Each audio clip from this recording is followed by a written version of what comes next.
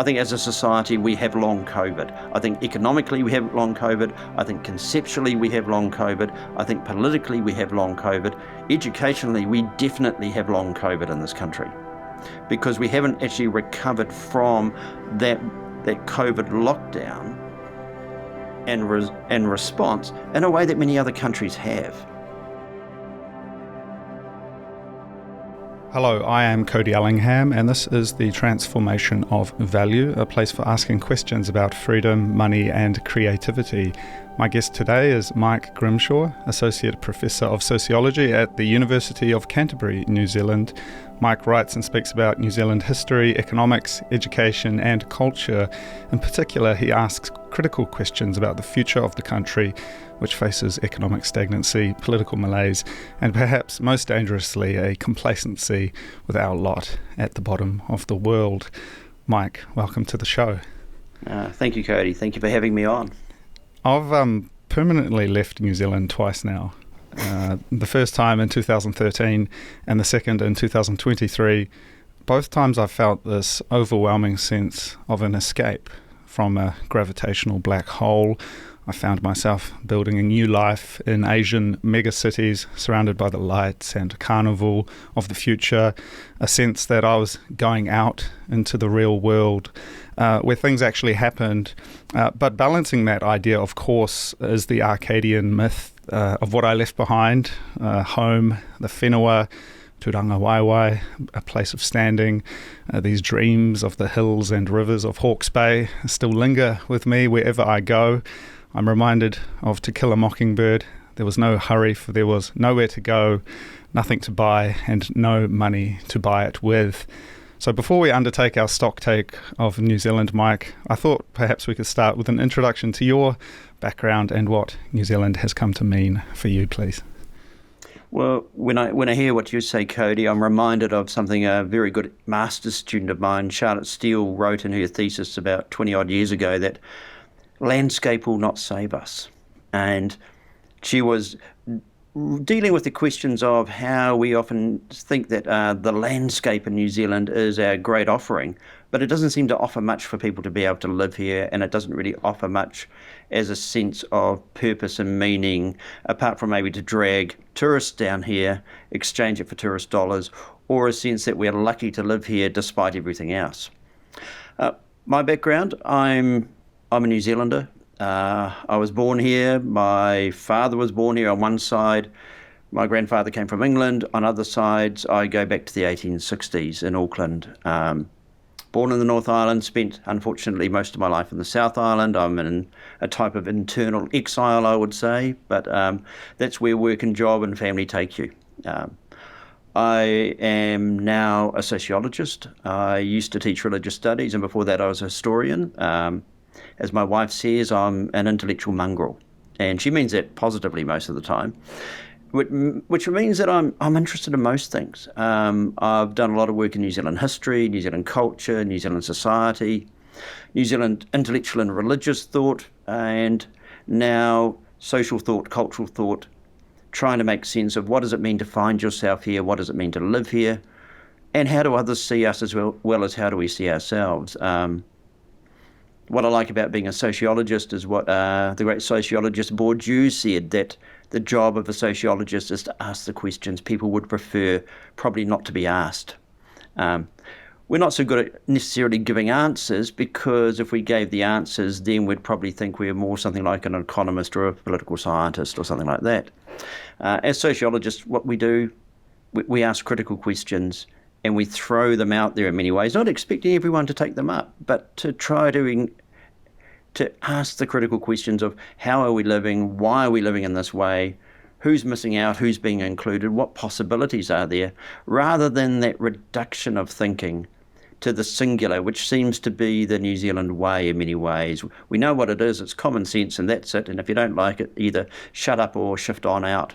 And I don't think that's served us very well. New Zealand's been problematic economically, socially, politically, in many ways for over 50 years since we joined the common market in 73.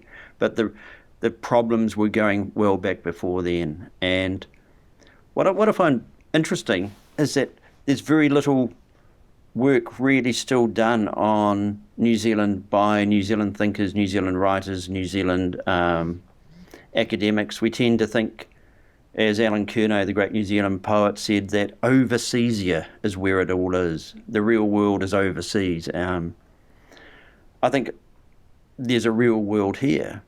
I'm just trying to make sense of what it is, and I'm still going. So that's sort of a really broad background. I don't know if it's really what you were asking for, Cody, but I am of this place. I can be of no other place. I once concluded a review essay in the Listener, about 20 years ago, on that I'm a Pākehā because I live in a Maori country.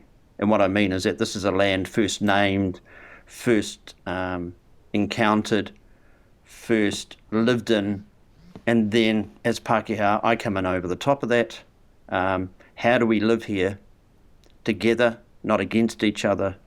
But also, when I go overseas, I realise the extent to which I am a New Zealander, even though so much of my thinking has, from when I was very young, been framed by what also came in across the distance, whether it came in across via books or TV or music or films. And I still live in that tension between being here and what is also happening elsewhere in the world. And I think it's a common New Zealand experience. I mean, this is the other thing that I think we forget in New Zealand, that only 3% of the world live outside of where they were born, globally. And so this New Zealand sense that we need to go, that people come here, we're not a normal country. And doesn't mean we're problematic, but we're not as normal as we might think we are or wish to be, because that then starts raising difficult questions for us. Yeah, that's a really long intro to a very short, basic question. No, this is good. I mean, this is what we're here for, Mike. And I think this you're sort of responding to maybe what I said with my introduction, that I left New Zealand, the Arcadian, the simple rural life of Hawke's Bay, which has this profound pull on people, this localism, this energy of home. It's a topic that certainly for my creative practice I've spent many years searching for outside of home, and a lot of my photographic work, some of my writing. I looking back now, I think it was asking that question of home and what home means, and our own stories as people who have come from far away, in a sense, these islands, these southern islands at the bottom of the world. What do they mean? And in particular, this kind of cycle that I've gone through personally now a couple of times is of nostalgia, a return, a dismay, and then an eventual escape again. And this tension that I feel with New Zealand as a place, and certainly coming back over the COVID years for about 3 years in total, and kind of being stuck there for a variety of reasons beyond my control. It was quite a fascinating experience to reconnect with home and to see it for what it is after having left. And something, I mean, talking of the New Zealanders, this process of living abroad does make us question the nation and the idea of national identity somewhat. And I do sometimes see New Zealanders visiting Japan, where I live, and I can sometimes tell they have like the silver fern on their hat. They've got some New Zealand like T-shirt, some kind of artifact, a statement of self that is quite interesting, because I don't do that. I don't think, perhaps beyond my accent, which I can't really get away from. But who are the New Zealanders? Who are we as a people? Because I don't know if I know the answer to that question anymore, Mike. I don't think we've ever really known that answer. I think we've been struggling with it. There was the great move in the 1930s into the early 40s of cultural nationalism amongst the writers, the poets, the artists of New Zealand, the Pākehā ones, trying to make a sense of, well, what does it mean to find yourself here? And then there was a really strange move just after that, where there was a sense that perhaps we were pale-skinned Polynesians. We were the newest Polynesians coming down here. That quickly disappeared again. And then we have a sense of, well, we know we're not British. And that was confirmed for us when Britain just turned its back on us in '73 and said, actually, we're off to the common market. and we had to suddenly scrabble around to try and work out who and where we were. At the same time, we've had an ongoing influence of America on this country from the early 1920s onwards, at least, with the influence of especially cinema. New Zealand had a very high cinema attending population, and a lot of that was cinema, not just books or ideas. Popular culture, we grow up on the popular culture of elsewhere, and sometimes we make it our own and we do our own versions of it. And so being a New Zealander is a really interesting question, because what are the resources that we have to draw upon? I've just taught stage 1 class yesterday, which finished up with the rise of the Maori Renaissance and the Te Maori exhibition, and that question about, well, we only valued what was in it when it went overseas. And suddenly America and Germany and elsewhere said it was fantastic. And we thought, oh, well, if they think it's good, then we might think it's good. And then we came back and New Zealand started to engage with it. And then I put up Bob Rocky's famous cartoon from the MBR in 1984, which is called Te Pākehā, the gods and treasures of the Pākehā. And what's he got there? He's got the seaside batch. He's got the BMW, the microwave, nothing of really that comes through here. And that was a really interesting cartoon because that was published in the MBR. And he was raising that question of, well, what is Pākehā culture? What are the treasures and the taonga of Pākehā society that has developed here? And I asked my students, I said, well, here we are, 40 odd years on, what would you say? And a great silence came across the room and some really puzzled faces, because they thought, well, what is it that we have?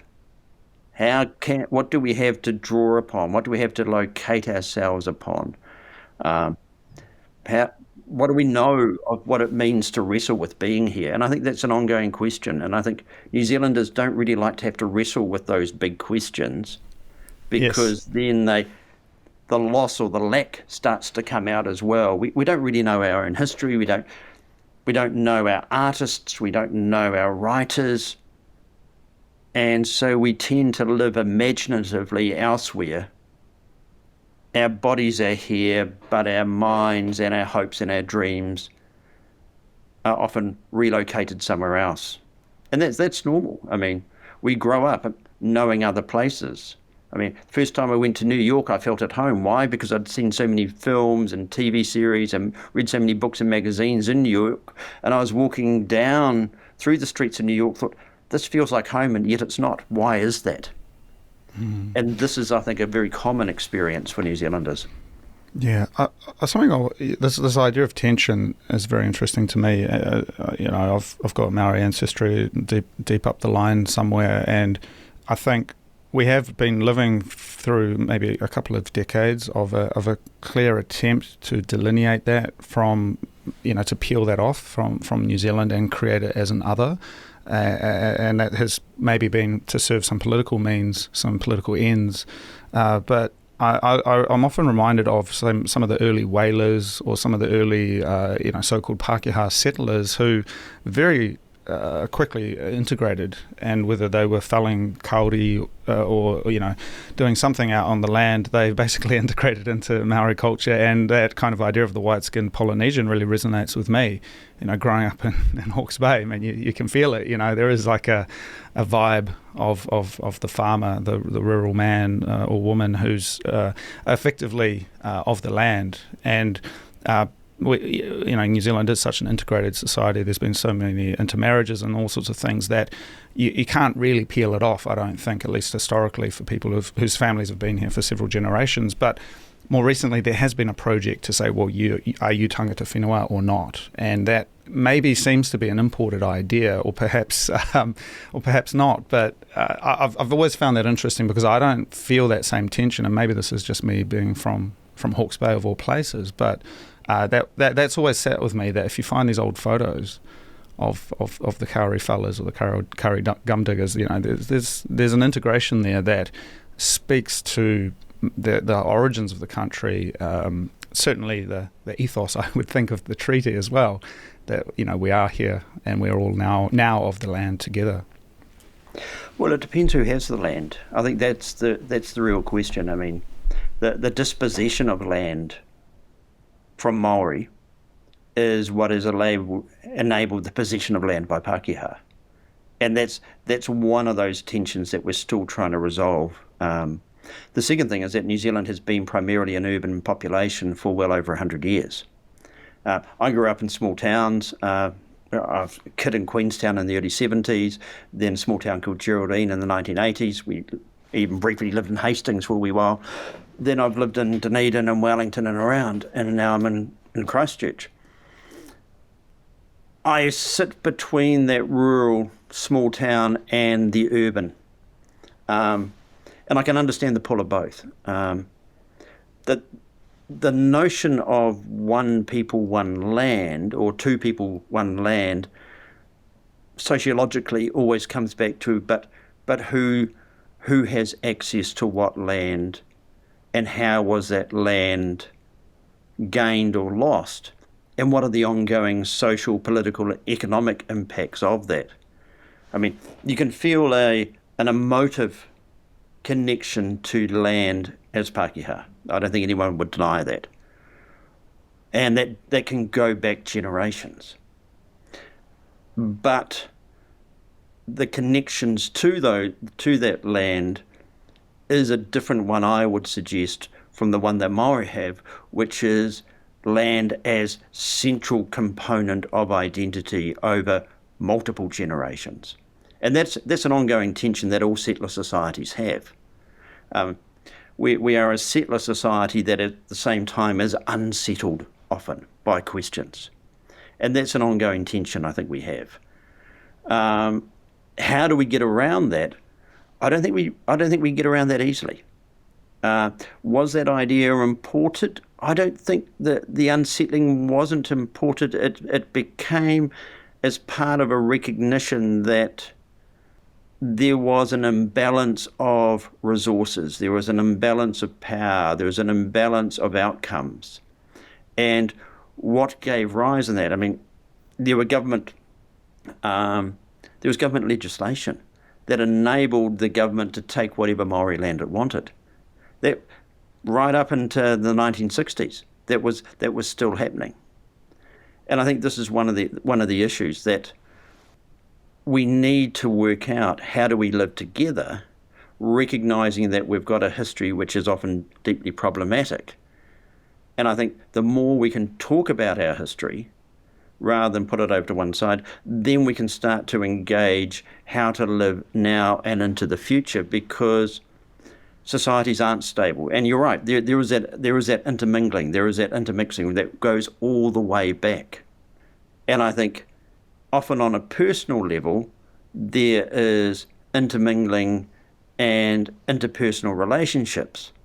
But when it comes to questions of outcomes, when it comes to questions of resources, when it comes to questions of politics, suddenly those interpersonal, often within a family, within friendships, within communities, within workplaces, those issues start to then get frayed, because if we look at the outcomes haven't been probably as equitable or as balanced or as acknowledged as they should be. And I think that's an ongoing tension that I think we will have for quite a long time, because we often wish to believe that our history is over. But we carry our history with us. We carry our history within us. We carry our history within our institutions, within our governments, within our genes in that way, within our society. And so society itself is not a finished project. And I think that's what I find interesting about New Zealand, as if we feel as if the past is done and that is gone, that society is there. We've got a new society, we just now start again.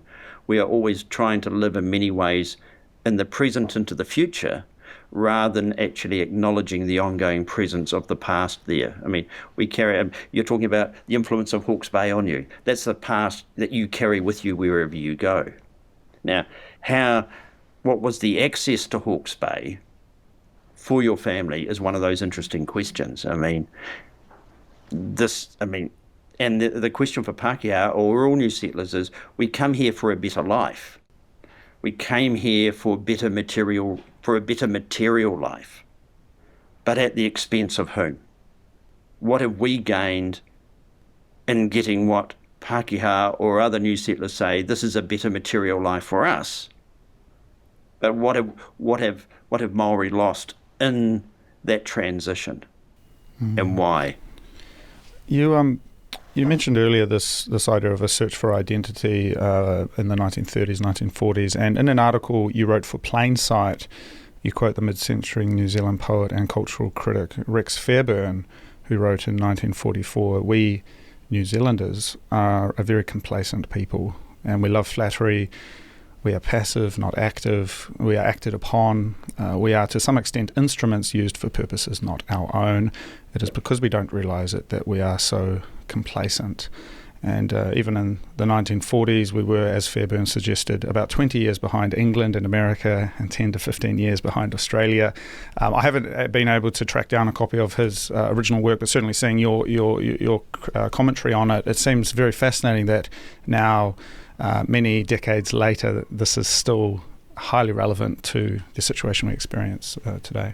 Yeah, and that's why I like Fairbairn. Fairbairn's another one who wrote from England in the 1930s. He wrote back to New Zealand saying he's lost amongst this English landscape, English trees. He wants to come back to New Zealand and let the Polynesian out on the rantan, he said.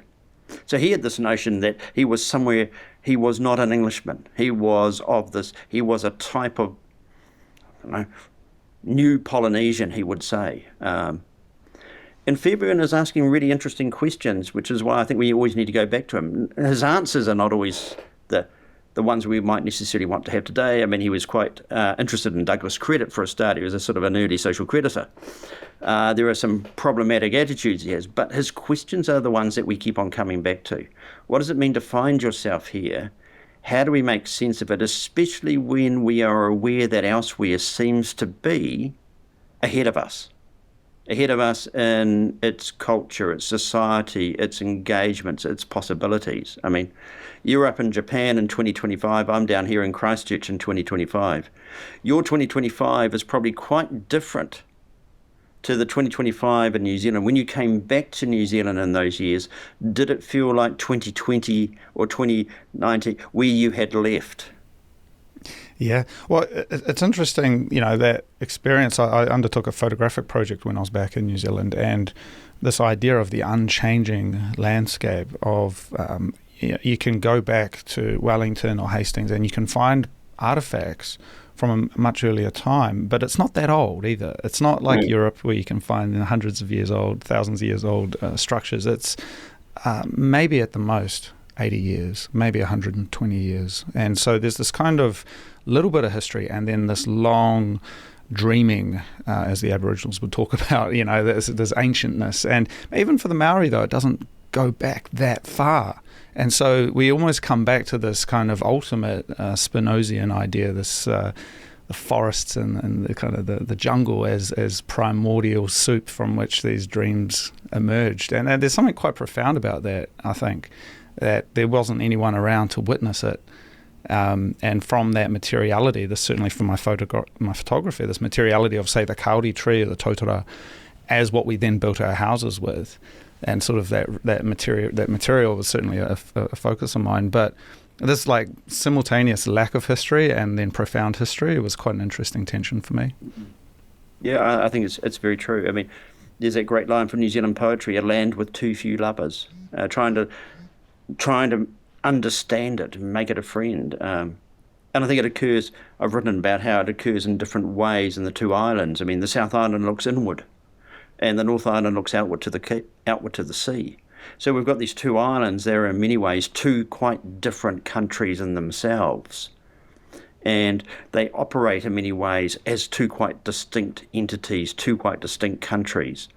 And there are completely different landscapes, but also completely different cultures in many ways develop between the two countries within the one nation itself. And I think this is part of the tension that you don't, when you move between the places in this country, you realise how different they are. I mean, if you go up to Auckland, it's the fourth most diverse city in the world. And when you're up there, yes, it's New Zealand, but it's a completely different New Zealand to the one when you move out of that and you go down south or you go into the provinces.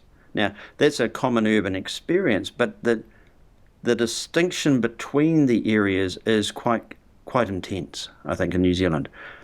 And then the question is, what do we have to draw upon to read being here? What do we have to draw upon to make sense of what it is to find yourself here? And we tell ourselves a lot of stories. This is the best country in the world to raise kids. Well, except if you look at all our child abuse statistics and our violence against them. So it's the best place in the country to raise certain kids who are lucky. It's a really good place to live, but if it's that good, then why are so many people leaving? Because of the cost of living, because of the limitation of opportunities. And so we tell two stories to ourselves. There's a utopian one and a dystopian one at the same time.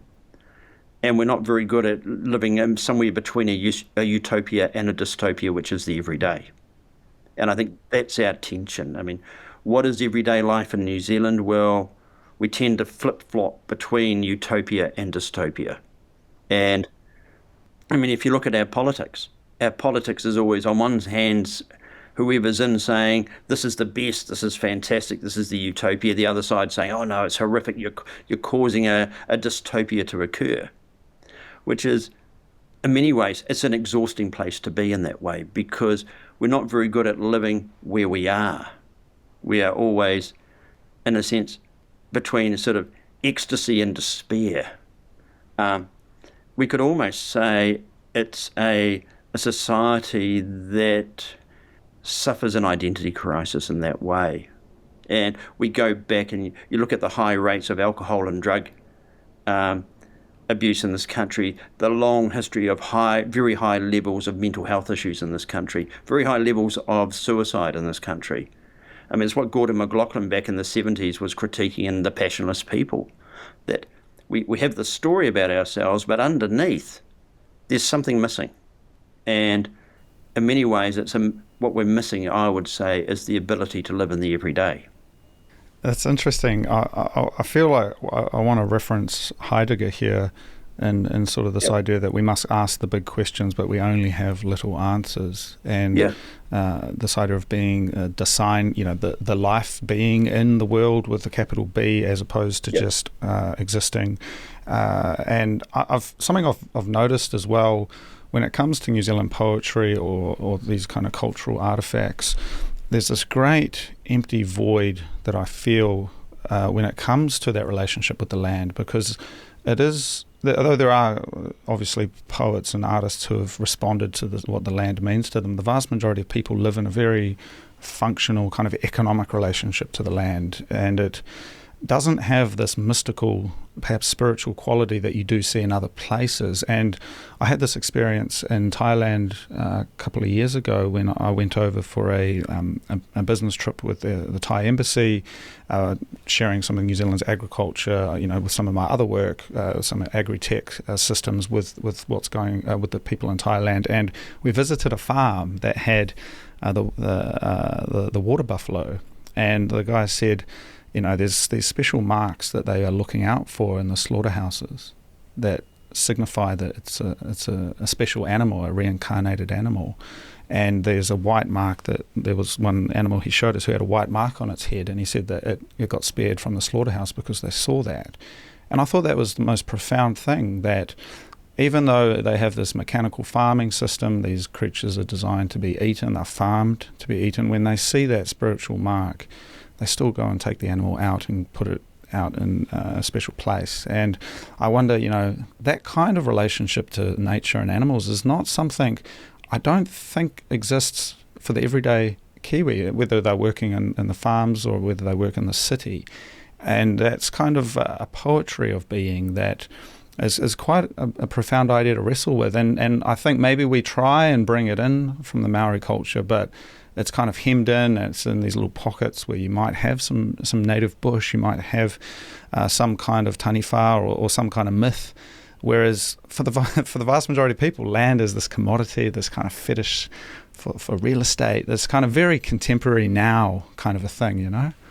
Yeah, it's scenery at most. And scenery is a commodity to be bought and sold or to be transactionally encountered with. I mean, I totally agree. I mean, this is what Charles Brash was arguing back in the 1940s. And he was writing about this need to be able to live with the land, to find a place as Pākehā on and with the land, as meaning, as value, as locatedness. I mean, and he found it for himself in Central Otago. He found it in the mountains of Central Otago. He found it also in the poplar, which is really interesting. He thought the poplar, as an introduced tree in that landscape, spoke to him.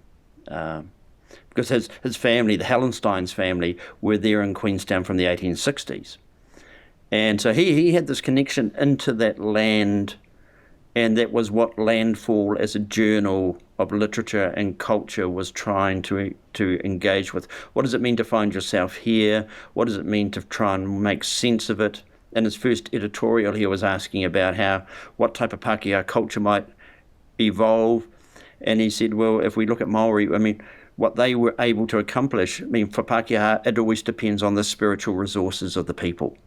And he's not talking in explicitly religious terms. He's talking about an attitude of life, an attitude of being, in that sort of Heideggerian way, we could say. What does it mean to be thrown, I mean, in Heidegger's sense, I mean, what does it mean to be being thrown into the world and find yourself in this country? You know, this idea. That's the question. Yeah. This idea of the chiefly trees, the kauri, the totara, and the rimu. I imagine adding the fourth to that, the poplar or the English oak. That is quite an interesting idea. I mean, alongside the great messengers of the tui and the fantail, maybe we can add the blackbird. And this kind of integration, I mean, certainly Christchurch, which is a city I've grown to love more and more, it is, in a sense, this kind of idyllic English town upon the plains of the South Island of New Zealand. And it's also not English because it's not like anything in the UK. I've never even been to the UK, but my ancestor went back once upon a time, took one look around and realised why his ancestor had left. And so there's this kind of this hauntology. It's like in England that doesn't exist anymore. And well, even in the 1930s, the poet and writer Darcy Creswell down here basically got run out of town for suggesting in the press that that Christchurch wasn't actually English. It was closer to a Midwest American city. Okay. And so there's always been this tension. I mean, what we did down here was create instant history on the swamp. I mean, we had neo-Gothic architecture, which was a fake medievalism, an imagined medievalism looking backwards in the midst of industrialising Britain. And what did we do? We came out here and we plonked it down as instant history on the swamp. And so we had a fake medievalism of the cathedral, of the arts centre, of what is now the arts centre, but was the university, of Christ's College, of the museum. And this is the interesting thing down here. After the quakes, what have we built? Well, we've built back a city that is everywhere and nowhere at the same time. And so, I mean, you come to Christchurch now, the buildings don't say anything of being anywhere, most of them. They're of a non-place. I mean, what we've got is this garden city, this notion of this garden in the wilderness. But actually, if you look at tree cover, Christchurch is 13% tree cover. It's actually got the least tree cover of any city in the country. Oh, really? Interesting. Yeah, it really is. It's really interesting. And so we tell these mythologies to ourselves. I mean, all countries, all societies, all groupings have mythologies, the stories they live within. What's interesting is what the stories are that we tell each other. And I think and this is one of the big tensions of this country at the moment, is what are the stories we're telling each other? What are the stories we want to live within? Who's telling the stories? How do we... This is the question about what is our history going to be taught? This is the question about, well, what does it mean to be a New Zealander? What are our stories we live within? And I think your Derridean hauntology is a really good thing to throw in here, because we have this haunting of a past, but also this haunting of a possibility. What is it that we were? Where did we go wrong? Why did we not end up what we thought we were going to end up being as a country, as a people? Why, given all that we see around us, are we not doing better? This is one of the big questions I think that we've got.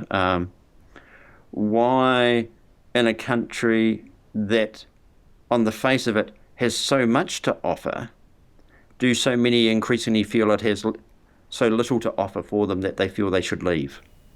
Now, I can understand why people would want to leave for economic reasons, for cultural reasons, for social reasons. That's part of it. But we have a disproportionate malaise, I would say, in this country, given the distances we have to go elsewhere. I mean, James K. Baxter talked about the oceanic desert that surrounded us. And I think that is part of it. We realise suddenly we are a long way from anywhere. And so we've had to try and do it ourselves, but we haven't really had the resources to do it properly, because we've also had to do it very quickly. Well, again, coming back to Heidegger, and I think he might be quoting T.S. Eliot when he talks about, we are not what we should be, we're not what we could be. And I think this is really interesting, because maybe we could talk about education in a little bit, but certainly it took me leaving New Zealand to encounter a lot of the ideas that have formed my creative practice, and talking about cities, hauntology, this kind of lens of understanding symbols and meanings. I got exposed to a little bit of that in university, but it really took me going out to activate that latent seed that had been placed. And I do really see this lack of a poetic mode of communication within New Zealand as a major challenge, because it's quite hard to talk about the city with no history upon the swamp without someone telling you to fuck off. And that's like, certainly, I don't know if that's been your experience, but it's kind of like, people get on with it. There's a pragmatism, and I think it is an honourable pragmatism that, we've got a job to do. Roll up your sleeves, put on the gummies, and get to work. But at the same time, our English tradition certainly has that. Whether it's the Scottish Enlightenment, the Waverley, whatever the history of the land is, there's always been people coming along and really looking at that from a romantic kind of a poetic point of view. But in New Zealand, there is a history of poetry, but it's not something most people are aware of. And so what are your thoughts on that role of, say, the poetic, the cultural artifacts that help us, and the education required to kind of even know that they're out there? It's a great loss, I think, because I think what culture, what poetry, what literature, what painting does, or even music, it helps ground you. It helps locate you. I mean, we grow up being grounded elsewhere through our cultural what we access in terms of culture. And then suddenly you realise there are people who are doing it here and trying to do it here. And how do we make sense of that attempt to do it here and communicate it? What does New Zealand sound like? That was one of the big questions someone like Lilburn was wrestling with. What does it mean to try to do something creatively down here? Well, this is what the cultural nationalists were doing in the Caxton crowd. And that was recognised over in Britain by people like John Learman as they were doing something which hadn't been done elsewhere. They were trying to make sense of a different type of modernity down here. But then we've forgotten about that. My stage one class yesterday, hardly anyone had heard of Conor McCann. Oh, really? Yeah. Oh, wow. Yeah. And that's a common experience. People don't know about Conor McCann. I can remember 20 years ago I had a class where I was talking about what I called Pākehā prophets. And I was talking about Alan Curnow, and the only person in a third year in honours class of about 15 who had heard of Curnow was someone who had gone to private school in England because that had been part of the English curriculum over there. The New Zealanders had never heard of Curnow. And I think that's one of the challenges that we have. I mean, if I went and said Fairburn to most people, they wouldn't know what is happening here. But then in a lot of areas, we're not very good at dealing with New Zealand history. We're not very good at teaching. I mean, New Zealand history courses tend to struggle in a lot of New Zealand universities. Trying to deal with New Zealand literature, New Zealand art, New Zealand culture, trying to talk just about New Zealand society and its history is problematic because we don't think it's real. We don't think it has an adequate history, or we could say sociologically, cultural capital, to deem it worthy. Because what use is of it? It's not going to help me if I go overseas. And I think that's one of the big things, that we always look to overseas as to where the real is. And in many ways, this is the desert of the real in Zizekian terms. I mean, this is the desert of the real down here. The real is seen as absent in that way. And yet we know it's not. But it asks difficult questions of us. So we need to think about, well, what is it? Why don't we wish to engage with the poets? Why don't we wish to engage with the literature? Why don't we wish to engage with the artists? And the answer is because unless it's comforting, it raises too many difficult questions, and that when we don't like to deal with that question of feeling.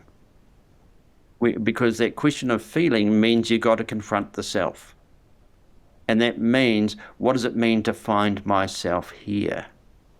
And I think for those who are born here, to find yourself here is a different question from those who chose to come here. Because suddenly you are aware of both possibility and limitation. And I think that's part of it, because we're aware of the possibility of elsewhere, and we look around, and what we tend to see is limitation, not possibility here. Yeah, it's interesting. Again, my journey out of New Zealand has involved a lot of self-reflection, and I went to Queenstown actually for the first time this year in my entire life. My grandfather has never been to the South Island. There's this great I want to say, we shit on ourselves, and coming back to national character, I think this is part of the package, but there is this sense that whatever is local is of less value, and I've always found it interesting. I've got a lot of friends from Asia, different parts of the world, who those were my people when I was back in Wellington over those 3 years of COVID and that.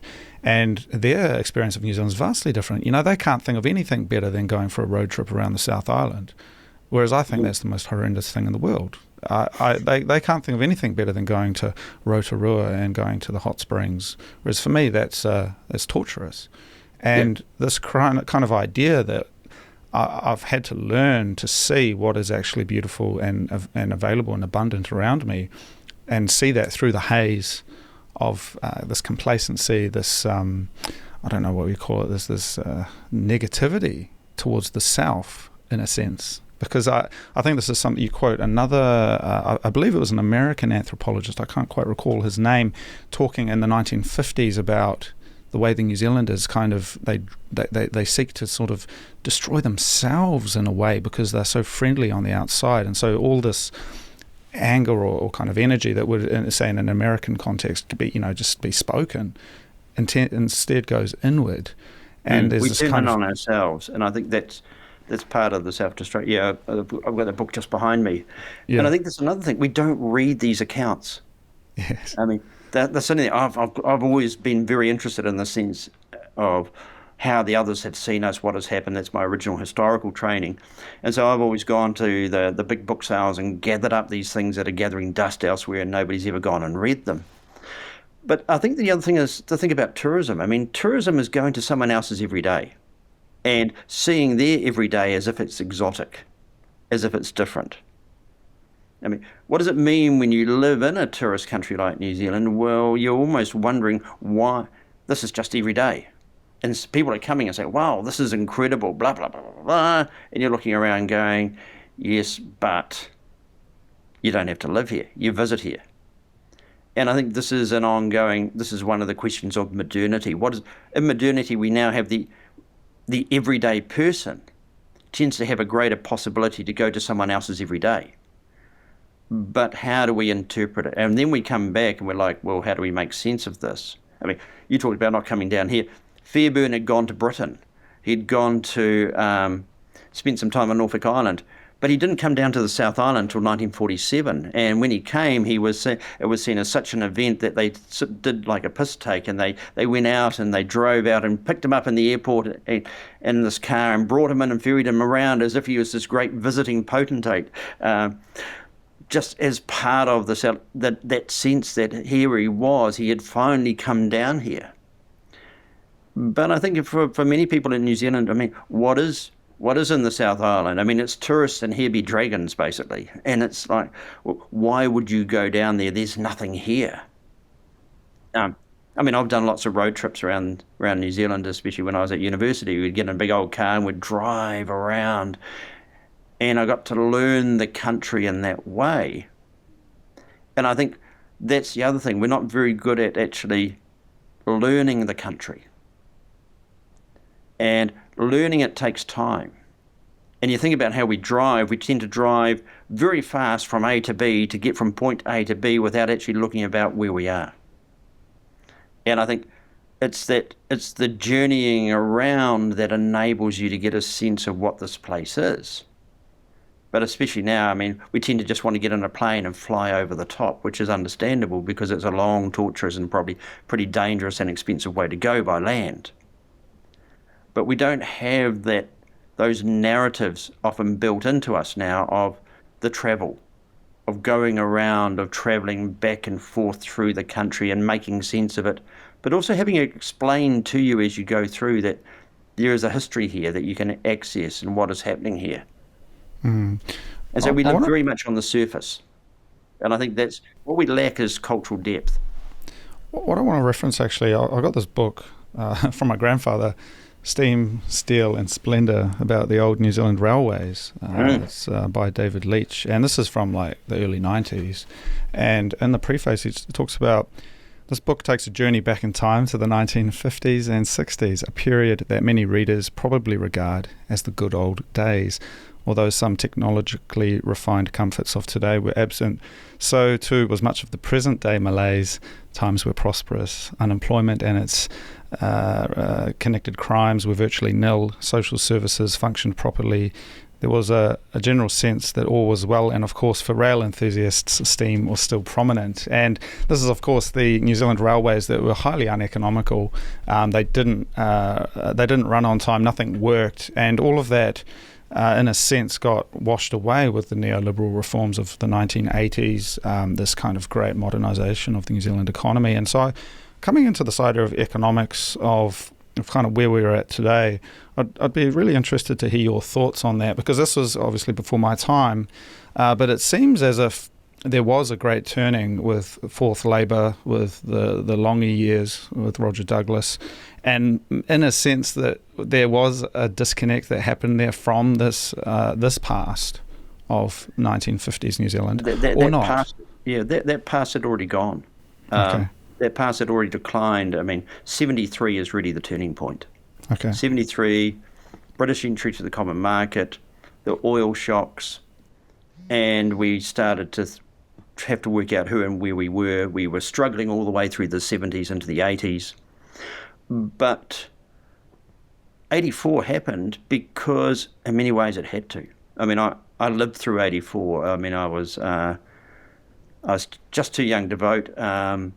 In 84, I was 17, last year of high school. But I lived through that transition, and the country opened up. The country opened up in incredible ways. There was possibilities, and yet there was great destruction at the same time. I mean, the Maori unemployment rate went up to 27% over that time. Pākehā went up to 7%.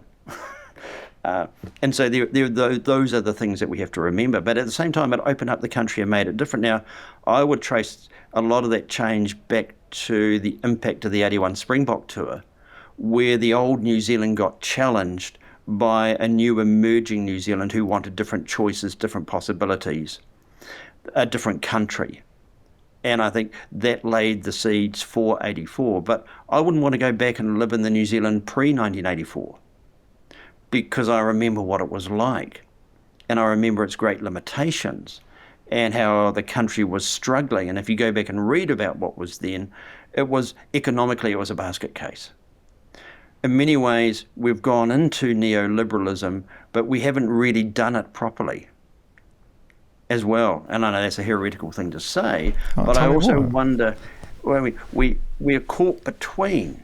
And so we do it, in a sense, on the welfare state without doing it for opening up business in a way that is sustainable. I mean, it was meant to be the more markets option that was meant to deliver this great possibility. Well, it gave us more choice, but it didn't increase our productivity. It didn't increase our economic performance in the way that it should. And so we are continually in a long interregnum, I would say.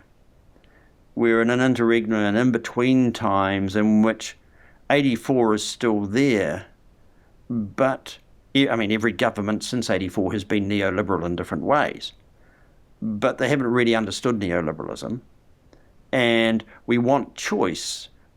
That's part of the agency, but we give some people more choice than others.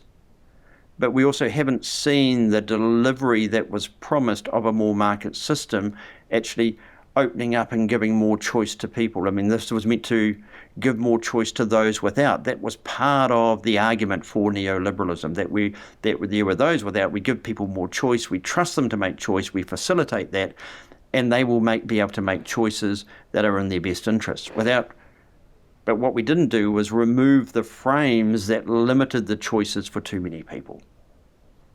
So we're a neither or country at the moment, and I think this is where we are. We're stalled. We're permanently in second gear with the handbrake on.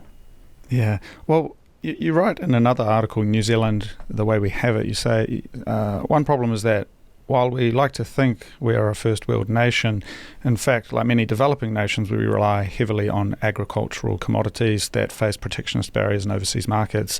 We're not very good at diversifying the economy. New Zealand is broken and struggling to develop as it should.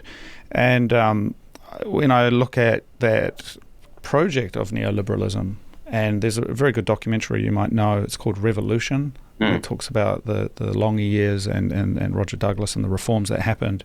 I look at the footage of like Wellington, and there's another documentary called Hometown Boomtown, which talks about the developments of Wellington around about that same period. And you've got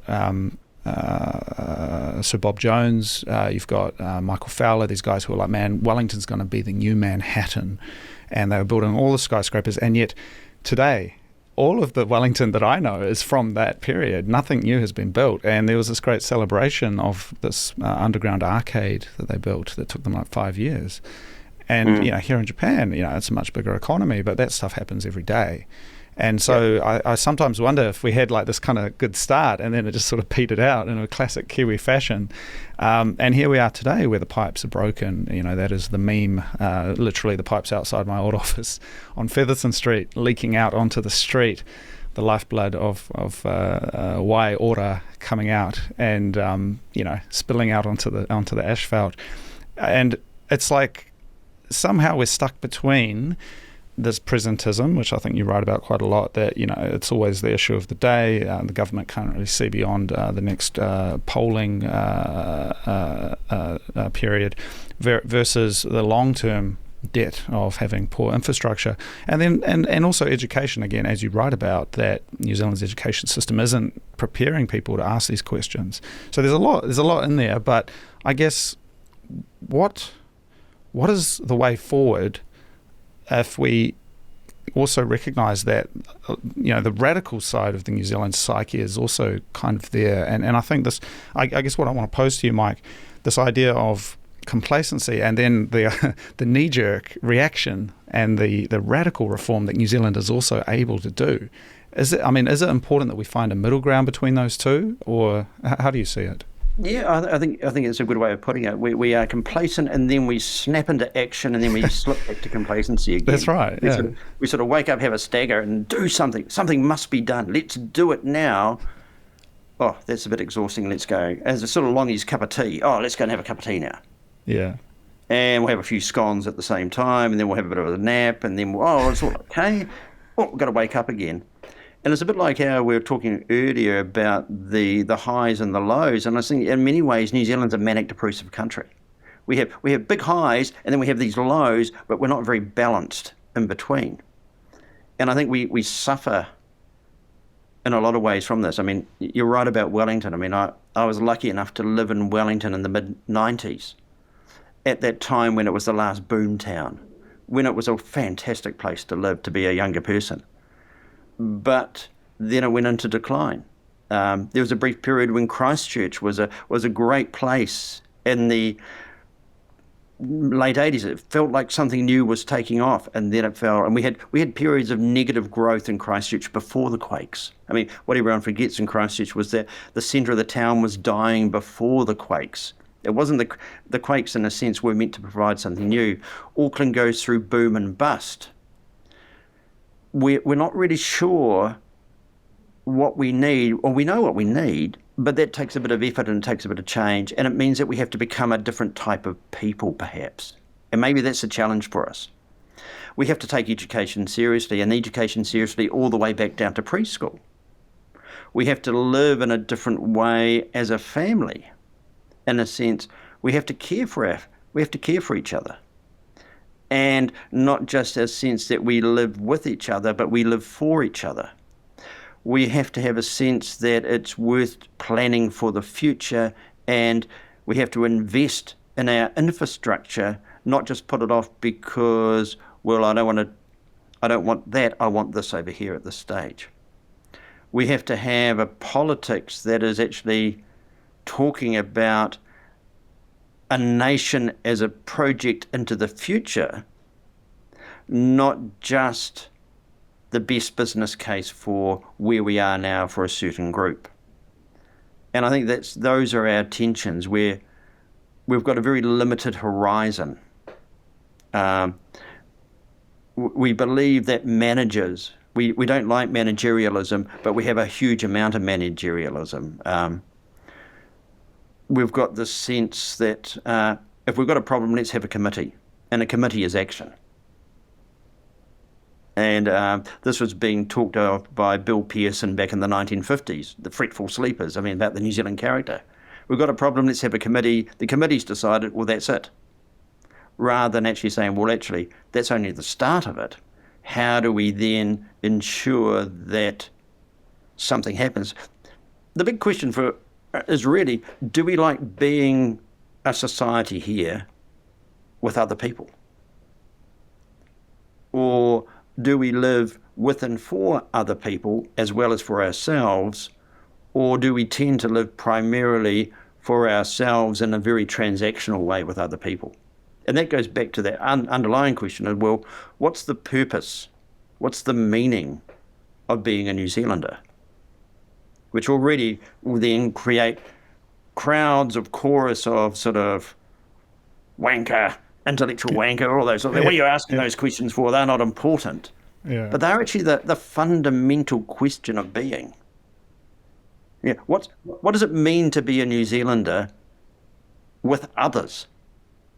Well, to add to that as well, a common occurrence everyone will know who's travelled is that New Zealand doesn't even exist because, as far as everyone's concerned, we're Australian. And it's sort of, I constantly, have to remind people, no, my ancestors passed through Australia. They were the guards on the convict ship, I'll have you know, but they weren't Australian. And this is an interesting place because it means we're sort of defining ourselves in relation to something else that we're not. And we're also not English. Though we do have some compatibility there on a cultural level. But coming back to this idea of manic depressive as a national character, I find this very interesting because what I had written down here is that, perhaps there's a sense of schizophrenia as well, and that this incredible complacency is one personality type that is, again, coupled with the ongoing radical reform, whether it was COVID lockdowns or, neoliberal reforms that I think, you say we didn't go far enough. I think they, from what I've studied, that it was quite a massive change, especially in the farming sector. It was a massive change. When I say it didn't go far enough, we started something. Going. Yeah. And then we stopped. And we stalled. And we're not sure. And in many ways, we talk about being against neoliberalism, but we never got out of it. This is the interesting thing, that even though there are a lot of people out there saying, we're against neoliberalism, we haven't managed to extract ourselves from it because our politics, we like the notion of agency. That's one thing. We like the we've got to remember too, Foucault liked Hayek's Why I'm Not a Conservative. He saw that as agency, as something new. And so on the one hand, we have this notion, I want to have agency, but at the other time, what we often find is that we like to be told what to do at the same time, because if we're told what to do, it means we don't have to think about it.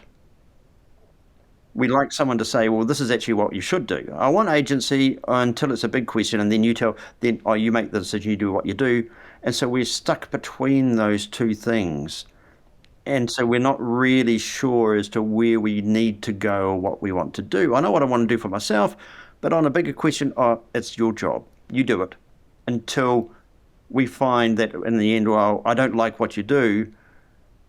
And again, Pearson said, we like the strong leader until we don't.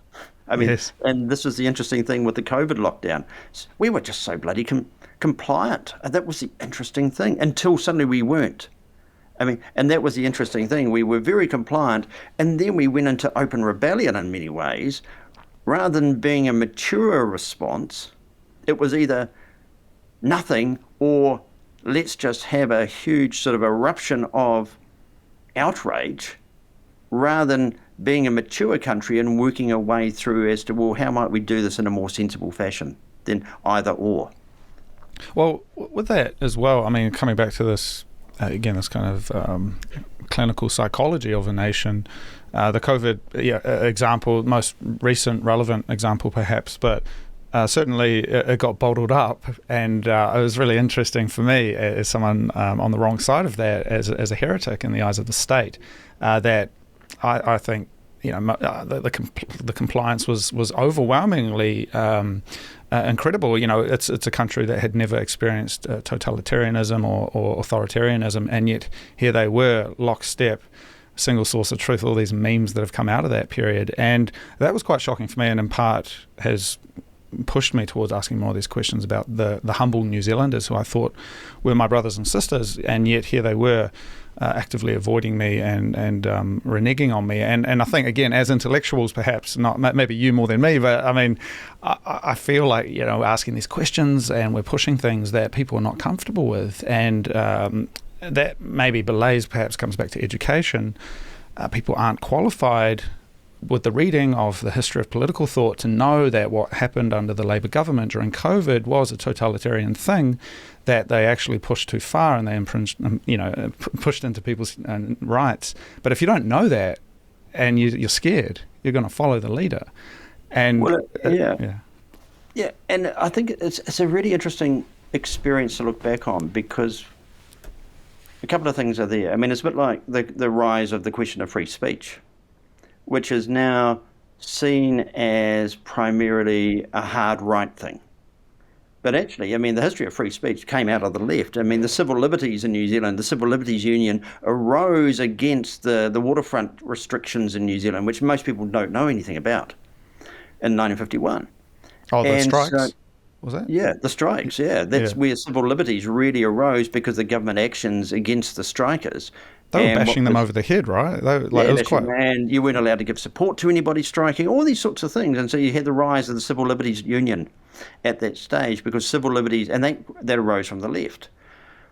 What is interesting is that now the rise of free speech is seen as a right-wing thing, when actually I think it's a human rights thing. And I think this is where we're not really sure about human rights. We tend to say human rights occurs on the left or the right, rather than actually say, well, it should be questioning limitations on the rights of being human, whether it comes from the left or the right. And one of the challenges of talking about what happened in New Zealand over the COVID years is it's still incredibly raw and incredibly partisan. And so it's hard to have a proper, sensible discussion about it, because it was also part of a mass populism. And when you talk about the populism of Trump, but we had our own populism that was occurring at this stage. And nobody wants to think of Ardern as a populist leader, but she was. And that is what was actually happening over the COVID period, was a type of New Zealand populism that was occurring in the claim that this was of the best interest for the country, but there was very little debate. And it's very difficult to go back and talk about this now and in this country, because it's still seen as incredibly partisan. And the argument is, well, you want everybody to die. No, it wasn't about people to die, but we have to think about what it is we did and how we responded. And what did it mean to decide to treat people in different ways and exclude? And this is one of the interesting things, that the demand of in the public good. Now, we were not very good at being able to put that forward in a way that was able to bring people on board. It was very Manichaean. I mean, it became a battle between the forces of light and the forces of darkness. Probably too many people in New Zealand watch Star Wars. I don't know, something like that. I mean, this is dark what happened. side, yeah. Yeah, the dark side. And so you've got this side over here who are wrong, and this is the side of the good and the great and the true, and those who agree. Now, I got the COVID injection.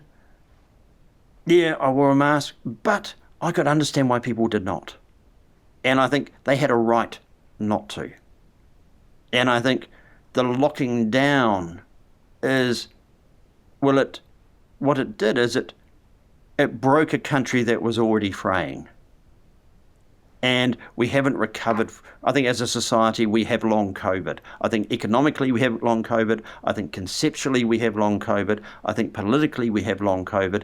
Educationally, we definitely have long COVID in this country, because we haven't actually recovered from that COVID lockdown and response in a way that many other countries have. And I think that is telling for us as a country. Why have we not recovered in ways other countries have? Why have we struggled? Why is it still such a raw topic in this country more than others? And a lot of that is because we went into it underprepared as a country to be able to live with each other. We were divided and fractured and fraying before we went in. And then suddenly there was a sort of a soft totalitarianism that emerged. And I know that saying this would put me offside with a lot of people, but it was very totalitarian. I mean, it was very totemic. Here's the totemic leader. Here is the pulpit of truth. Here is the roll call of the dead. Here is the warning of the sinner. These are the sinners, either to say, we're going to save, and these people over here, well, they are the damned. Here's the calling out of the transgressor. I mean, it's incredibly religious. And that's what really fascinated me as somebody who looks at the study of religion as well. I mean, it was an incredibly religious response in this country for a country that doesn't have religion, or says it doesn't have religion. Yeah. It was civil religion on steroids in that way. Yeah. Well, this is interesting. The manic depressive nature of the country, this moment, this crisis that we experienced. I do wonder whether ideas of clinical psychology could be invoked here, where is there not a kind of a counselling or a dialogue, a great discussion to be had, and perhaps we can think as a positive that maybe from this crisis we could have that conversation. Because certainly one of the reasons I left the second time was because that long COVID that you describe of the economy, of the people, of the society, that was suffocating. And I come to Japan. I've just been to Hong Kong. Traveling around. These countries that have got like real political issues and economic issues, but there's still like an air of like trying your best, moving forward. I hate to say it, progress perhaps. And that's maybe an outside perspective, but compared to the intimacy that I knew, the way I intimately knew New Zealand, it just felt suffocating. And these people who I think who took the baptism of the COVID science to heart, and they really ran with that. I feel like a lot of them have broken. People that I know, friends, they've sort of, their religion has proven to be false. And I'm reminded a lot, you might be familiar with Giorgio Agamben, who wrote extensively The Epidemic as Politics, and how, as you say, it had become religious, and particular in what is a relatively secular country such as New Zealand. We took it so seriously. And I do want to come back to this question of God, if it's okay, Mike, because you taught religious studies. Your PhD was on theology and church history. You're also interested in radical theology, which is interesting. But I wonder what your thoughts are on that relationship between Christianity in particular, the formation of New Zealand identity, and perhaps how we have drifted from ideas of the church potentially. Yeah, I even did the cartoon history of religion in New Zealand, which was looking at how we've dealt with it. For me, it comes back to this question of the nomos, the worldview. And that is the religious function of a society. I mean, as Durkheim says, a society and a religion, they reflect each other. What we've got in New Zealand is a society that is without a nomos, without a worldview to rest itself upon. I mean, that's one thing that Māoridom has. It's got a worldview. I mean, for Pākehā, Te Ao Māori, right? Yeah, Te Ao Māori. I mean, what's Te Ao Pākehā? I mean, that's a serious question. I mean, because we had something, but we gave up the framework without thinking that's what's going to be the societal outcome. And I mean, the opposite of nomos, the lack of nomos, leads to anomie. And anomie, meaninglessness, nihilism, and as Durkheim says, I mean, the outcome of anomie in the end is suicide. It's that despair, that unhappiness. Now, I don't think we can go back. We're not going to go back to Christianity. But what we need is some worldview, some story, some mythos, some cultural creation. I mean, the line between culture and religion is where do you draw the line? Where something stops being religious and starts being cultural again. But it's that thing, what are the stories we live within? I mean, and that was the interesting thing about COVID. It suddenly gave us a story to believe in. It gave us a myth, a language, a worldview to believe in, but it set us against each other. And then we lost faith. We had this sort of the collapse of faith. I mean, this is why Ardern left the country, because the schism. Nobody could believe in her again. Yeah. I mean, and that was the trouble, because we put all our hope. Too many people believed in Ardern as the saviour figure. And politicians can never be our saviours. I mean, we know if we want, that's a sort of an idolatry that we actually have, when we want to believe that politicians will save us. What we do lack, though, is the meaning making that religion provides, which is ritual, meaning making, history, tradition, community. I mean, what does religion do? Religare and religere. No, religare, religion binds us together. Religere, it enables us to reread existence, what it is. we leave religion behind, but we also don't have a culture, therefore, to draw upon.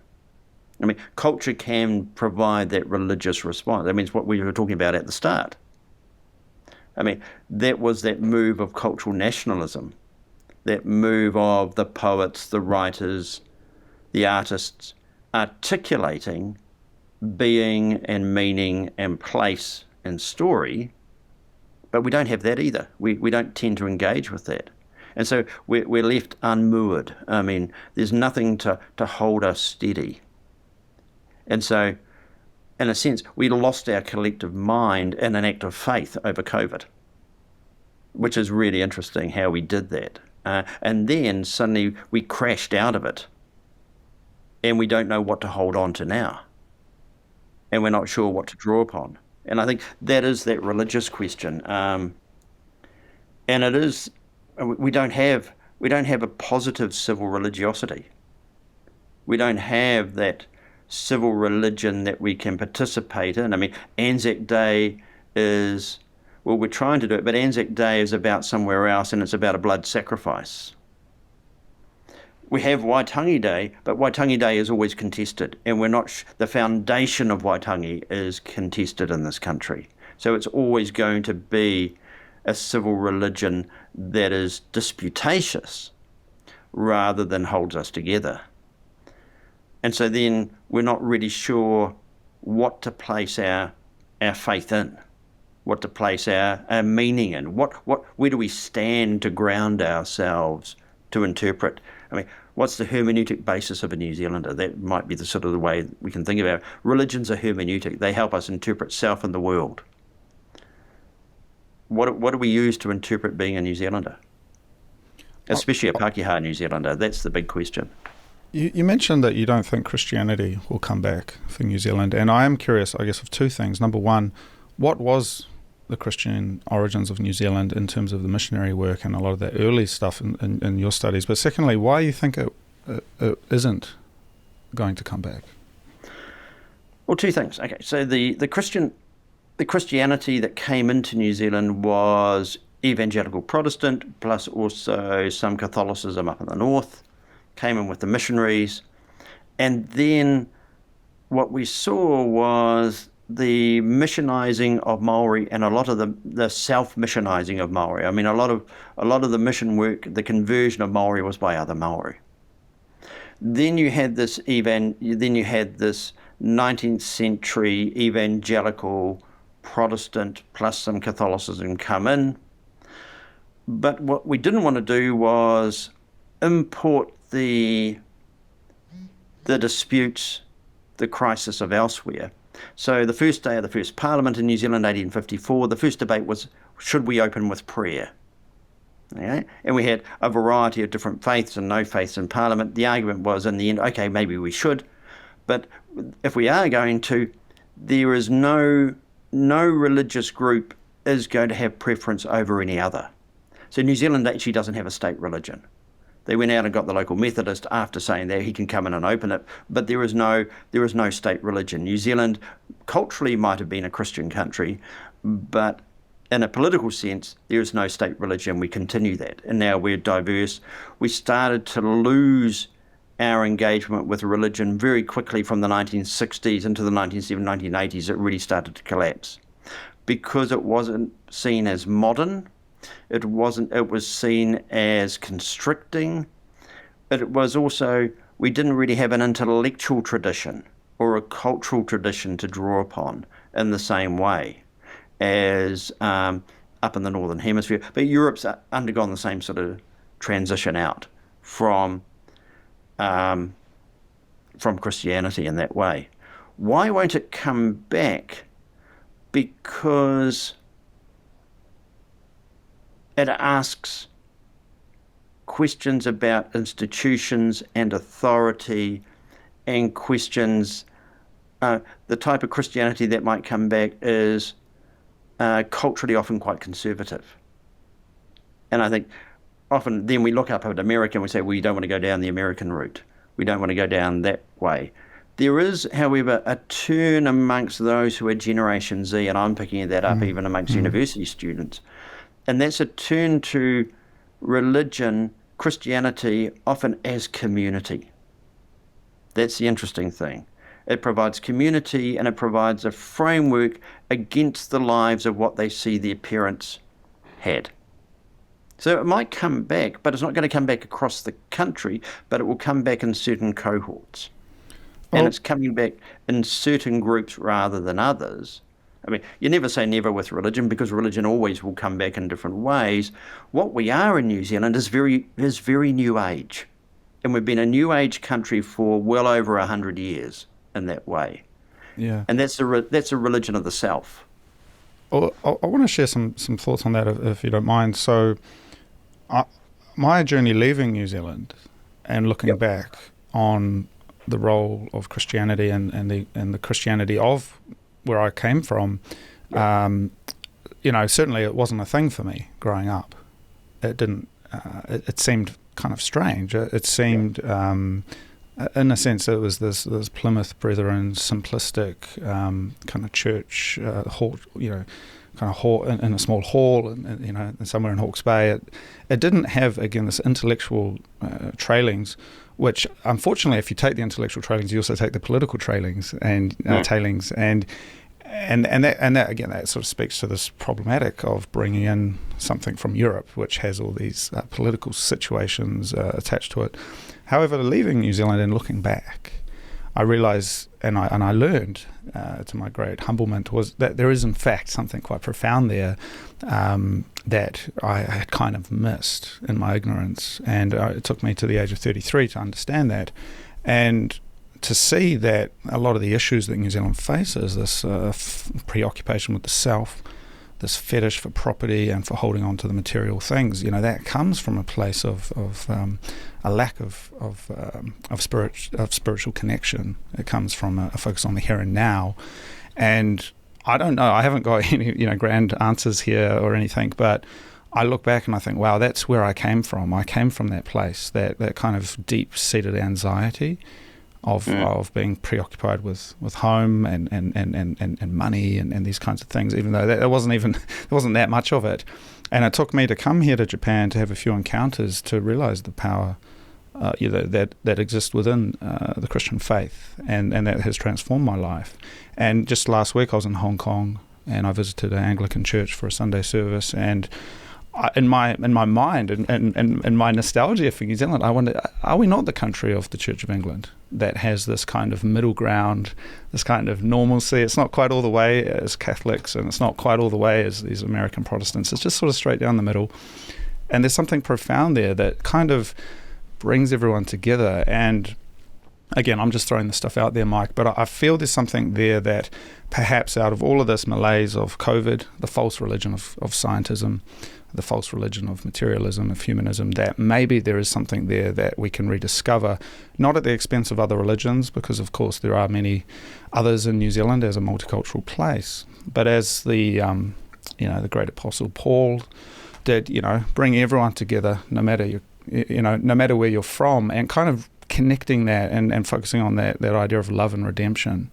And again, it's big stuff, but yeah. I wonder whether that's not the way forward. That's a big question. Yeah. The majority church by default in New Zealand now is Catholicism. It's a Catholic country by default, primarily because the others have dropped substantially in the numbers who align with them. What you have is small pockets of religiosity in different parts of the country. I mean, what the Anglican Church offers people is connection, a bit like Catholicism. It offers a tradition, it offers a ritual, it offers a history. I come from a Presbyterian background myself, and that's that intellectual Presbyterian background that comes through. It's seen primarily, however, now as counterculture. And I think that's an interesting part. Well, maybe the church should always be counterculture. Maybe one of the problems is when the church becomes mainstream culture. But the church is seen as out of step socially and politically, whereas the spiritual question that a church or a religion offers is one of what does it mean to exist? What does it mean to be? And I think that's the tension that we have. The institution of religion has become the focus rather than what does religion offer or act as in a social and cultural framework. I mean, this is Durkheim. I mean, so societies need religion to live. There's a social function. And the trouble for a country like New Zealand is you leave the religion that provided a social function. What provides that social function to hold a society together? I mean, we see this with the welfare state. I mean, the original welfare state was meant to be applied Christianity. That was the argument that was put forward for it. The welfare state today, it doesn't have that intellectual or spiritual or religious dimension to it. So therefore, why should I care about those who are not like me? Why should I care about those who are different to me, who seem to have not been as successful? Well, it's just bad choice. They are responsible for it, and I have no responsibility for them because all they want is my money. I mean, that seems to be the New Zealand way that we go through, rather than actually thinking, well, what does it mean to have a notion that derives from the equal value of all people? Now, that's in a sense a religious question, but we don't want to think about it in that way. And so I think what you're getting to, Cody, is that question, and we go, what do we draw upon again?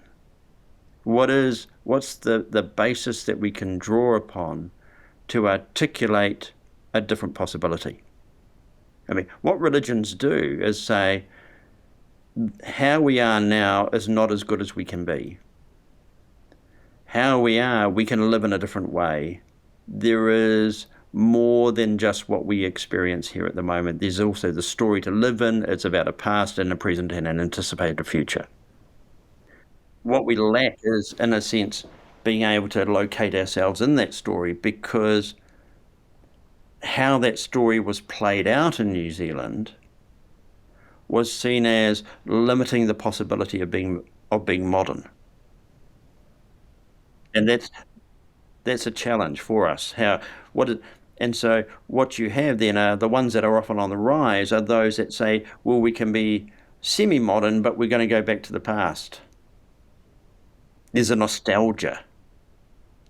And yet, this is the interesting thing, that religion is not nostalgic.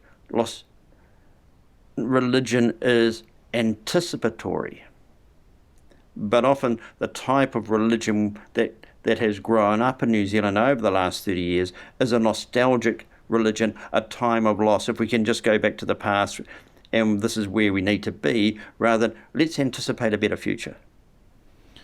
Yeah, well, coming back to this idea that culture, what is a lot of this stuff comes in from overseas. It seems far away. I do wonder again with my own story. You can look at the Gospels and think, well, from a New Zealand perspective, they do certainly seem far away in time and space, and there's kind of a pragmatism that says maybe that's not as relevant for me, for example, and I wonder whether that figures into it. And I mean, certainly New Zealand has a strong Pentecostal movement. There's kind of a simplicity, I think a kind of a humble, endearing simplicity to that movement, that tradition. But then I would wonder whether the nostalgia, though, of something like the Church of England has within it a kind of a connection back to the past. You have the artifacts and the images that go back and connect us back, and it's maybe a story to live with it. Yeah. And that's what we lack. But it's a story that we live with, and that then attempts to make sense of where we are now. And I think that is often what we've lost. Again, I mean, if you think about the historic connection between religion and culture, we've broken that. I mean, in many ways, this is part of the cultural question. What does the culture draw upon to interpret where we are, and how does it articulate, and what is it trying to say? I mean, culture is that other side of religion that is about meaning making and expressing those questions about what it means to be human. And the big challenge I think we've got in this country is really, what does it mean that you're not just a commodity? You're not just a transaction. And how do we treat people as more than just commodities or transactions? How do we treat ourselves? How do we articulate what it means to be? But we're not philosophical in this country, as you know. As you say, you have to leave here to deal with those questions. But we're also not very theological. And theology and philosophy go together, but then also we're not very historical either. We don't like dealing with the history unless it's just a history that affirms us at a particular time. And so then we lack. It's not just a religious question, it's a philosophical question, it's a theological question, it's a cultural question of lack. And that's because we imported, but we never grounded. A philosophy of deprivation. Yeah. Which, again, is a Heidegger. Yeah, we're deprived. Yeah, and I think that is where we are, because we brought stuff in, but we never grounded it. And so when something's ungrounded, it's very easy for it to then wither. It's very easy for it to disappear. It's very easy to be removed. We're free of that, and then we look around and go, well, where are we? It's what the religious writer Peter Berger called the sacred canopy.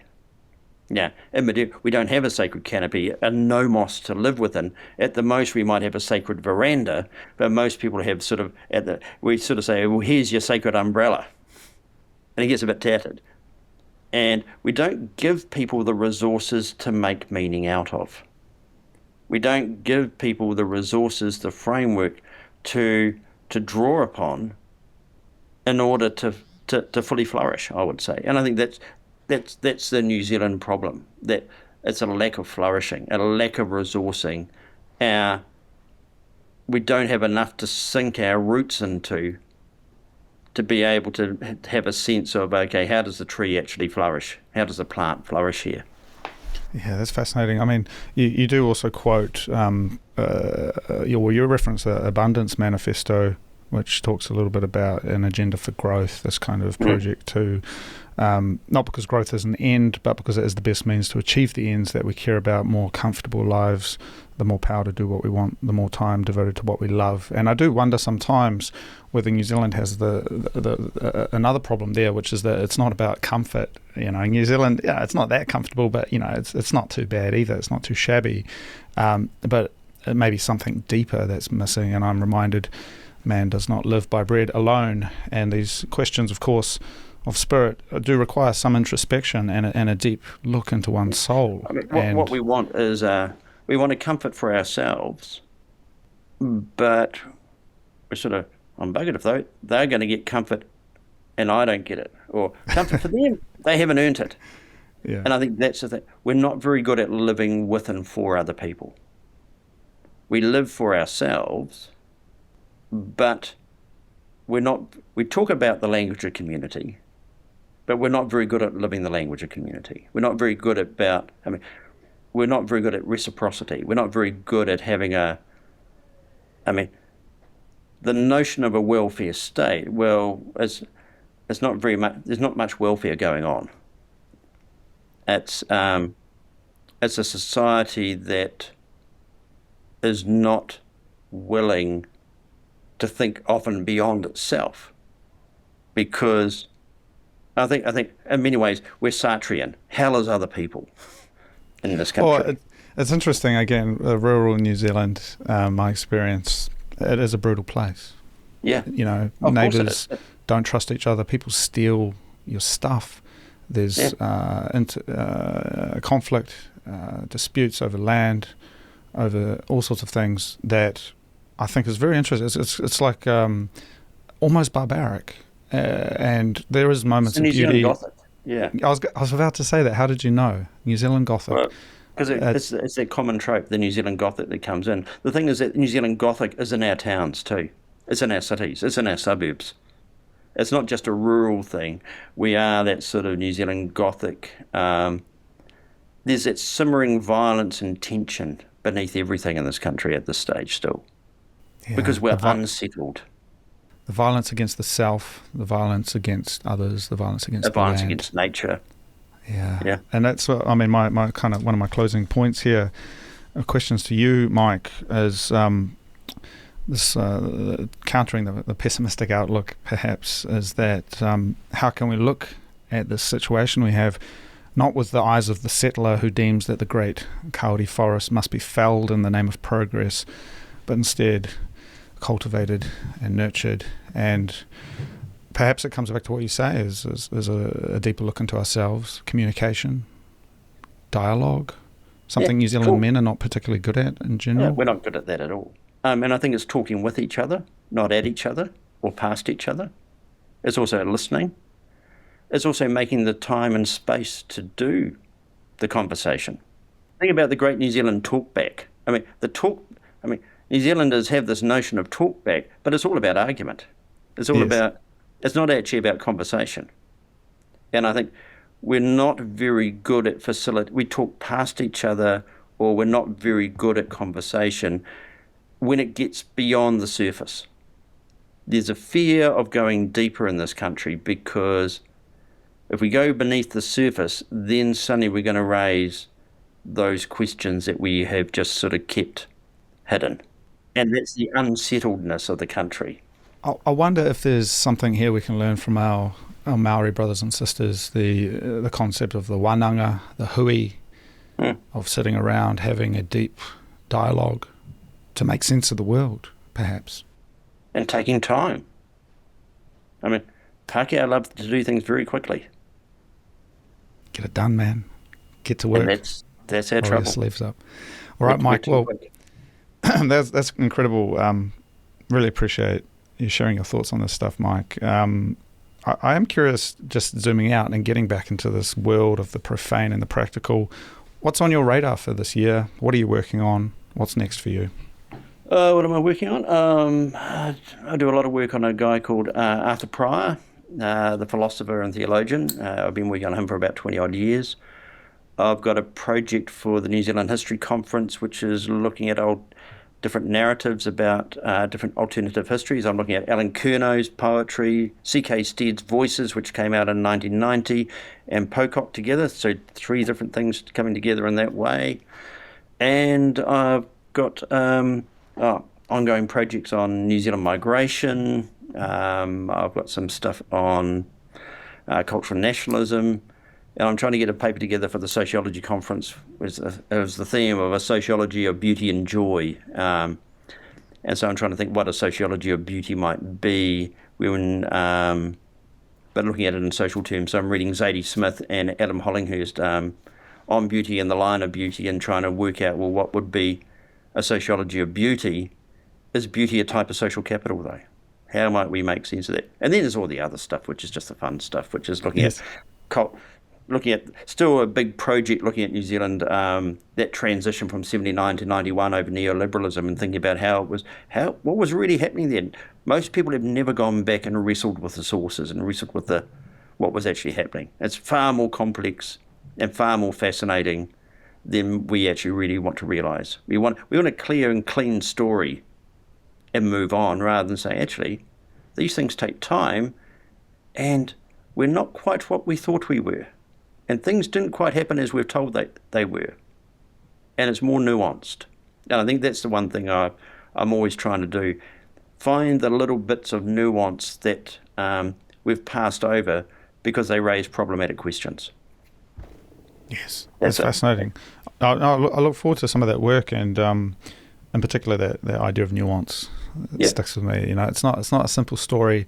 It's not simply the score of a rugby match. It's a deep, intimate story, because we know these people. New Zealand's a small place. You can go and, he's an old man, but you could probably go and ring Roger Douglas up and have a chat and find out what was going through his mind. It's not this abstracted layer of the political. It's right there down the road, and yet it's so powerful and encompasses our lives here. And look, Mike, just finally then, where can people find you? What's the best place you want to send them? Just University of Canterbury. I mean, if anyone wants to contact, just my email, michael.grimshaw at canterbury.ac.nz. I'm also on LinkedIn. That's how we got there. And Yes. I'm doing a ongoing sort of project of sort of public sociology. Yeah, I love your articles on LinkedIn. They're very Trying to provocative. post different things, trying to get a conversation. There's sort of like an informal sort of public sociology think tank. It seems to be going gangbusters some days, other days it's not. But some weeks I get 45,000 reads of things I've posted over the time, which is crazy. But it's trying to have a conversation outside the university, and I think that's the most important thing, because we get very insular in this place.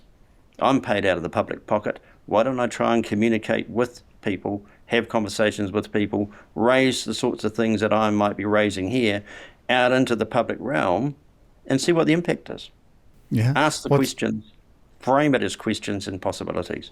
Yeah, it's an intervention, and I have a lot of respect for that. I think in the New Zealand media landscape, it's very hard to find people who are going as deep as you are, and LinkedIn seems to be a very accessible place. And I find it ironic that in the most profane of business social networking apps, you're able to posit these deep questions and kind of confront people, but not in a confronting way. It was my wife who I was coming home and saying all these things, and she said, "Look, I know this stuff."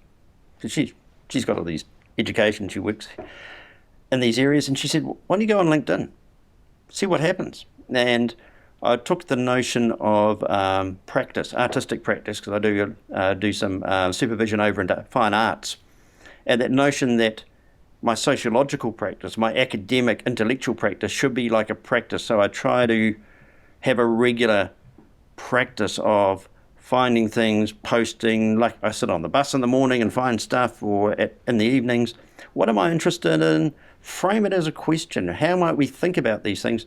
Put it out there as a possibility with no expectation that people will necessarily read it or agree with everything. I don't expect people to agree with everything I say. God, it doesn't happen in my own family. On a good day, I rank above the cat. But it's about putting it out there as possibilities, because I think we need more conversation, and we need to expand the frame of how we can use it. And I see there are other people doing that on LinkedIn, which is a deeply subversive thing to do, and I quite like the subversive nature of it. And it's good fun. I wonder, just one final thing, Mike, this thinking boldly here and stepping outside of the bounds of what it's acceptable to do as a Kiwi, but is there something bigger here that we can do in terms of this conversation? Is there others out there who you've seen doing this? Is there a forum or a place where we can bring this conversation more broadly to the New Zealanders? I'm not sure. Big idea, you know? Yeah, big ideas. I mean, this is what Substack is meant to be doing, and it was a New Zealander who helped set up Substack, which is really interesting. Yeah. Hamish McKenzie, who came out a critic down at Otago. The collapse of mainstream media in New Zealand is one of the great problems. The failure of Radio New Zealand to be the type of Radio New Zealand that I remember growing up with, and for a long time, it's become reduced. The collapse of mainstream television, news, debate, discussion, the listener as a collapsed vehicle for discussion. So I think we've just got to keep on doing what we're doing. As I think in many ways we're into a new Middle Ages. We're into a new Dark Ages, actually, in many ways. And I mean that seriously. I think we're in a retreat from what the possibility of modernity could have been. And we've just got to hunker down, do what we can, create communities of conversation and interest. Do what we can do. I mean, it's like what you're doing here. I mean, here we are. You're in Japan. I'm down here in Christchurch. We had a really interesting conversation, and I've really enjoyed and appreciated it. And you'll now throw it out into the ether and see what happens. And give me the link. I'll post it on LinkedIn and see how many people have got the stamina to listen through some of it. But this is what I think we should be doing. Having the public conversations in different ways and just seeing what happens. I love Change happens, and often in the most unexpected fashion. Yeah. I think that's what we need to be open to. That's incredible, Mike. So I really appreciate your time, and thank you for joining me. Yeah, thank you very much for having me. It's been great fun, at least from my end anyway. Thank you. Yeah, so on this end as well. Thank you. Okay, thanks, Cody.